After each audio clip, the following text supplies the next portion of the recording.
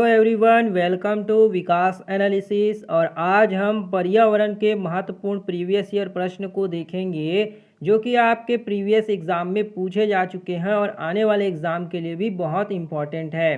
तो दोस्तों, अगर आप हमारे चैनल पर पहली बार आए हैं तो प्लीज़ हमारे चैनल को एक लाइक और सब्सक्राइब सपोर्ट जरूर करिएगा। चलिए इन प्रश्न को सॉल्व करते हैं।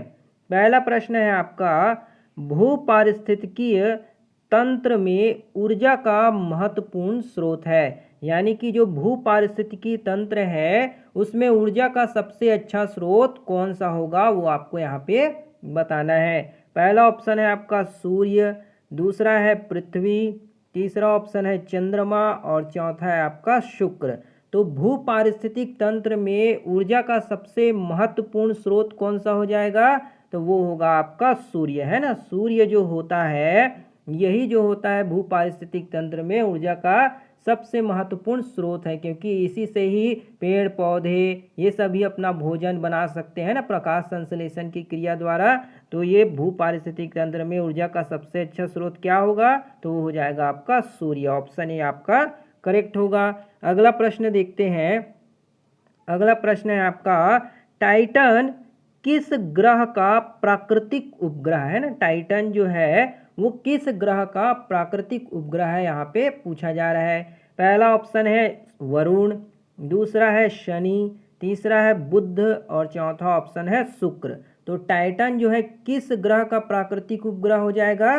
तो वो होगा आपका शनि, है ना। शनि ग्रह के जो है टाइटन एक प्राकृतिक उपग्रह के अंतर्गत आते हैं ना। तो यहाँ पे आपका ऑप्शन नंबर बी शनि जो होगा आपका यहाँ पे करेक्ट आंसर हो जाएगा। शनि जो है यहाँ पे 62 उपग्रह है ना। प्रश्न पूछा जा सकता है कि शनि के पास कितने जो है उपग्रह है, तो याद रखिएगा 62 उपग्रह है। कितने उपग्रह है? 62 जो है उपग्रह होते हैं। तो इस पॉइंट को भी आप याद रखिएगा। तो यहाँ पे आपका शनि उपग्रह जो होगा यहाँ पे करेक्ट आंसर हो जाएगा। अगला प्रश्न देखते हैं। अगला प्रश्न है आपका, निम्नलिखित में से कौन सी बायोडीजल की फसल है ना। कौन सी जो है बायोडीजल की फसल है वो आपको बताना है। पहला ऑप्शन है कपास, दूसरा है गन्ना, तीसरा ऑप्शन है जट्रोफा और चौथा दिया गया आपका आलू। तो किससे, कौन से पौधे से जो है वो बायोडीजल जो है प्राप्त किया जाता है? तो इसका सही आंसर क्या होगा? तो वो हो जाएगा आपका जट्रोफा, है ना। जट्रोफा जो है इससे बायोडीजल का निर्माण किया जाता है ना।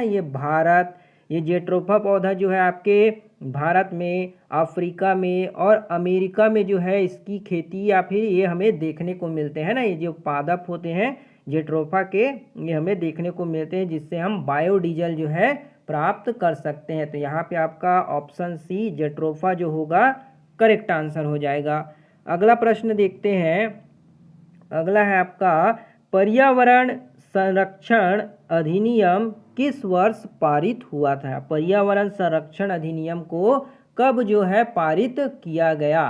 पहला ऑप्शन है 1982, दूसरा है 1992, तीसरा ऑप्शन 1986 और चौथा है 1996। तो पर्यावरण संरक्षण अधिनियम किस वर्ष जो है इसे पारित किया गया था? तो इसका सही आंसर क्या हो जाएगा? तो वो होगा आपका 1986 को, है ना। 1986 को जो है पर्यावरण संरक्षण अधिनियम पारित जो है किया गया था। याद रखिएगा, डेट पूछा जाए तो 19 नवंबर, है ना। 19 नवंबर 1986 को जो है पर्यावरण संरक्षण अधिनियम पूरे देश में जो है लागू कर दिया गया था, पारित कर दिया गया था। तो ऑप्शन नंबर सी आपका यहाँ पे करेक्ट आंसर हो जाएगा। अगला प्रश्न देखते हैं।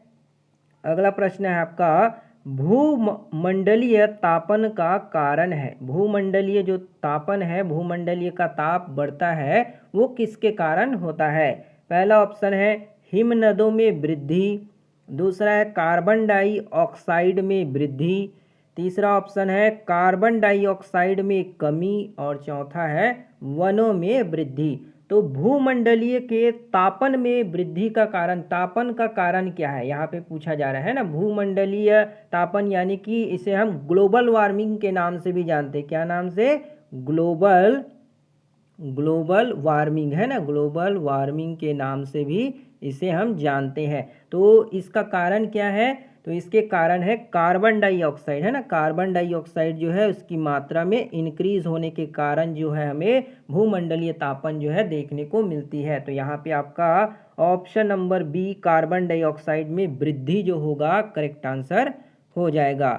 अगला प्रश्न देखते हैं, निम्नलिखित में से किसमें सर्वाधिक जैव विविधता पाई जाती है ना, कि किसमें जो है सबसे ज़्यादा जैव विविधता देखने को मिलती है, पूछा जा रहा है। पहला ऑप्शन है आपका शीतोष्ण पर्णपाती वन बायोम, दूसरा है उष्ण कटिबंधीय सदाबहार वर्षा वन बायोम, तीसरा ऑप्शन है शीतोष्ण घास प्रदेश बायोम और चौथा है सवाना बायोम। तो किसमें जो है सबसे ज़्यादा जैव विविधता देखने को मिलती है, तो इसका सही आंसर क्या हो जाएगा? तो वो होगा आपका यहाँ पे उष्ण कटिबंधीय सदाबहार वर्षा वन वाले जो बायोम होते हैं उसमें हमें जैव विविधता की मात्रा सबसे ज़्यादा देखने को मिलती है। तो यहाँ पे आपका ऑप्शन नंबर बी जो होगा सदाबहार वर्षा वाले वन जो होंगे यहाँ पे आपके करेक्ट आंसर हो जाएंगे। अगला प्रश्न देखते हैं। अगला प्रश्न है आपका, निम्न में से किस मृदा का निर्माण लावा द्वारा होता है ना, लावा के द्वारा जो है ज्वालामुखी से जो लावा निकलता है उसके द्वारा किस मृदा का निर्माण या किस मिट्टी का निर्माण होता है? पहला ऑप्शन दिया है लाल मिट्टी, दूसरा है जलोढ़ मिट्टी, तीसरा ऑप्शन है काली मिट्टी और चौथा है लेटेराइट मिट्टी। तो किस मिट्टी का निर्माण जो है ज्वालामुखी से निकलने वाले लावा द्वारा होता है? तो इसका सही आंसर क्या हो जाएगा? वो होगा आपका काली मिट्टी, है ना, काली मिट्टी द्वारा ही, काली मिट्टी जो है वो ज्वालामुखी से निकलने वाले लावा से ही इसका निर्माण हुआ है ना। भारत में लगभग जो है काली मिट्टी आपको बहुत सारे क्षेत्र में देखने को मिलेगी, है ना। तो यहाँ पे आपका ऑप्शन नंबर सी काली मिट्टी जो होगा यहाँ पे आपका करेक्ट आंसर हो जाएगा। और एक पॉइंट याद रखिएगा कि काली मिट्टी में जो है पानी धारण करने की क्षमता जो होती है वो सबसे ज़्यादा होती है ना, नमी इसमें होती है। इसी कारण यहाँ पे कपास की खेती की जाती है। किसकी? कपास की खेती के लिए सबसे उपयुक्त मिट्टी काली मिट्टी को मानी जाती है। तो यहाँ पे आपका काली मिट्टी करेक्ट होगा। अगला प्रश्न देखते हैं। अगला प्रश्न है आपका, वायुमंडल की कौन सी परत प्रकाश की पराबैंगनी किरणों को पृथ्वी की सतह पर आने से रोकती है ना। वायुमंडल की कौन सी एक परत है जो प्रकाश की पराबैंगनी किरणों यानी कि अल्ट्रावायलेट रेस को अर्थ की सतह पर आने से रोकती है? पहला ऑप्शन है आपका क्षोभ मंडल, दूसरा है आपका समताप मंडल, तीसरा है आयन मंडल और चौथा ऑप्शन है मध्य मंडल। तो कौन सी मंडल जो है प्रकाश की पराबैंगनी किरणों को पृथ्वी की सतह से आने से रोकती है? तो इसका सही आंसर क्या होगा? वो हो जाएगा आपका समताप मंडल, है ना। समताप मंडल जो होती है ये प्रकाश जो होती है उसकी पराबैंगनी किरणों को पृथ्वी पर आने से रोकती है। तो ऑप्शन बी जो होगा समताप मंडल आपका यहाँ पे करेक्ट आंसर हो जाएगा। अगला प्रश्न देखते हैं। गंगा एक्शन प्लान, है ना, गंगा एक्शन प्लान को लाने का उद्देश्य निम्नलिखित में से किस सुधार हेतु है? जो गंगा एक्शन प्लान लाया गया था वो किसके, इसका उद्देश्य जो है किसकी गुणवत्ता को सुधार लाने के लिए लाया गया है? पहला ऑप्शन है जल की गुणवत्ता को, दूसरा है जल का वेग को, तीसरा है जल की प्रचुरता और चौथा ऑप्शन है आपका जल के तापमान। गंगा एक्शन प्लान को लाने का उद्देश्य क्या है?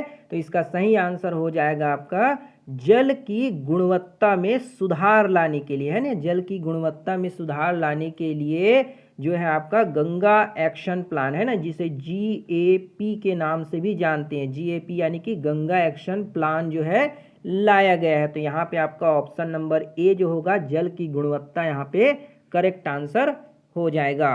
अगला प्रश्न देखते हैं। निम्नलिखित में से कौन सा वृक्ष जैविक कीटनाशक का उत्पादक है ना? कौन सा वृक्ष जो है जैविक कीटनाशक, यहाँ पे पूछा जा रहा है जैविक कीटनाशक का उत्पादक है? पहला ऑप्शन है आपका देवदार, दूसरा है चीड़, तीसरा ऑप्शन है आपका ओक और चौथा दिया गया है नीम। तो कौन सा ऐसा जैविक वृक्ष है जिसका उपयोग जो है कीटनाशक के उत्पादक के रूप में हम करते हैं? तो इसका सही आंसर क्या हो जाएगा? वो होगा आपका यहाँ पे नीम, है ना। आप सभी जानते होंगे कि नीम जो है एक तरह से कीटनाशक के रूप में जो है इसका उपयोग किया जाता है। नीम की पत्तियों के, है ना, इसका यूज जो है कीटनाशक के रूप में करते हैं। तो यहाँ पे आपका ऑप्शन डी नीम जो होगा करेक्ट आंसर हो जाएगा।